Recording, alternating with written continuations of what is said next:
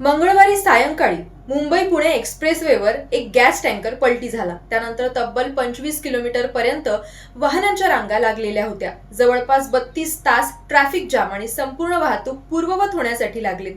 जो टँकर पलटी झाला होता त्यातून झालेल्या गॅस गळतीमुळे एवढ्या मोठ्या महाकोंडीत लोक अडकले होते. अन्न नाही, पाणी नाही. तब्बल 30 ते 32 तास लोक मुंबई पुणे एक्सप्रेसवेवरच अडकून राहिलेत. या सगळ्यात पुणे प्रशासन काय करत होतं? पुण्याचे जिल्हाधिकारी जितेंद्र डुदी यांनी पत्रकार परिषद घेतली. यावेळी पत्रकारांनी त्यांना प्रश्न केला. अजित पवार असते तर 30 ते 32 तास वाहतूक खोळंबलीच नसती. त्यांनी काहीतरी मार्ग काढला असता. पण इतका वेळ पुणे प्रशासन नेमकं काय करत होतं? मुंबई पुणे हायवेवर उलटलेला टँकर हटवायला इतका वेळ का लागला? पुणे जिल्हाधिकाऱ्यांनी यावर महत्त्वपूर्ण खुलासा केलेला आहे. जिल्हाधिकाऱ्यांनी स्पष्ट केल्याप्रमाणे मंगळवारी सायंकाळी 5 वाजताच्या सुमारास मुंबई पुणे हायवेवर लोणावळा जवळच्या बोगद्याजवळ एक गॅस टँकर पलटी झाला.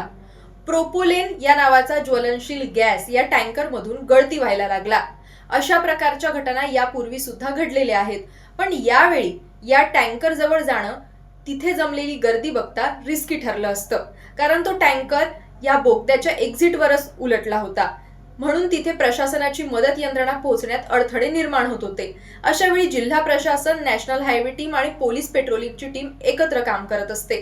पण सतत गॅस गळती होत असल्यामुळे त्या टँकरच्या जवळ जाऊन कोणत्याही प्रकारच्या उपकरणांचा वापर करणं म्हणजे त्या ज्वलनशील गॅससाठी पूरक वातावरण तयार करण्यासारखं होतं.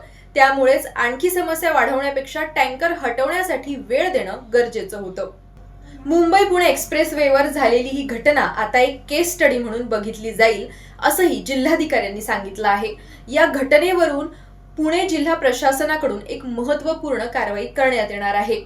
महामार्गांवरून जाणारे अशा प्रकारचे गॅस किंवा मालवाहतूक ट्रक, त्यांच्या सोर्सबद्दल जिल्हा प्रशासनाकडे माहिती आधीच असते. तेव्हा अशा ट्रक चालकांचं प्रशिक्षण घेणं महत्त्वाचं ठरतं, ज्याची जबाबदारी पुणे जिल्हा प्रशासन आता घेणार असल्याची माहिती जिल्हाधिकारी डुदी यांनी दिली आहे.